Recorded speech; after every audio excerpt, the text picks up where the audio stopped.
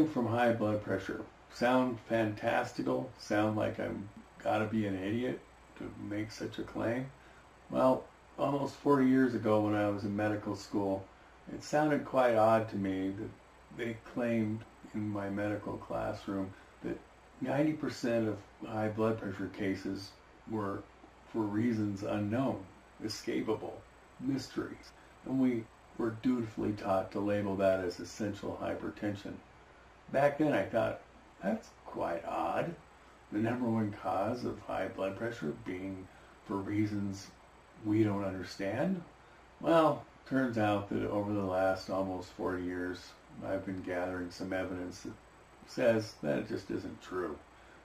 And the medicine, what even bolsters me further to share this with you today is each of the medicines that I can give you, I can prescribe to treat your blood pressure, has some nasty side effects. And so it's way to your advantage if you have a way that you can, through your own choice, rid yourself of this problem. So let's just talk about 3 commonly overlooked causes to your high blood pressure.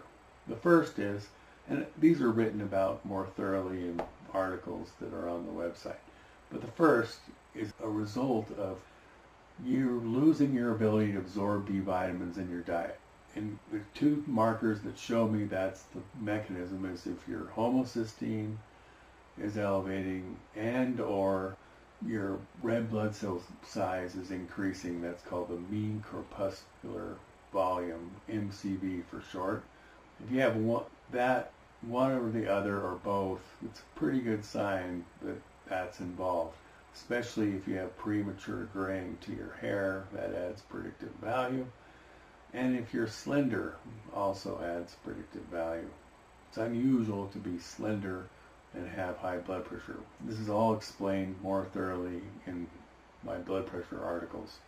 So let's move on to the other overlooked cause. It turns out that if you have metabolic syndrome, the true cause of your metabolic syndrome is overly active adrenals, not overactive enough to be Cushing's syndrome or Cushing's disease, but moving in that direction. In fact, over 60 years ago, science did know that larger than waistline people, obese people, have excessive adrenal secretions coming out of their catabolic steroid class, and they evidence this in their metabolites of their stress steroid.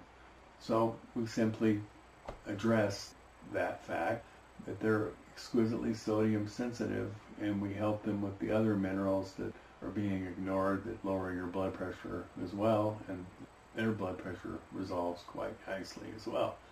The third class is perhaps the largest of the classes that goes unrecognized, but when I was in medical school they taught us anything that injures the kidney, anything, the kidney will raise the blood pressure. Now, it turns out that there's low-grade kidney injury and there's aggressive kidney injuries. Most people's kidney injuries occurring at a very subtle, slow pace. And for these people, we look at their urine microscopy and we look under the microscope and we see, are they the recipient of chronic inflammatory changes that spill out of their kidney? If they are, you know their immune system's involved.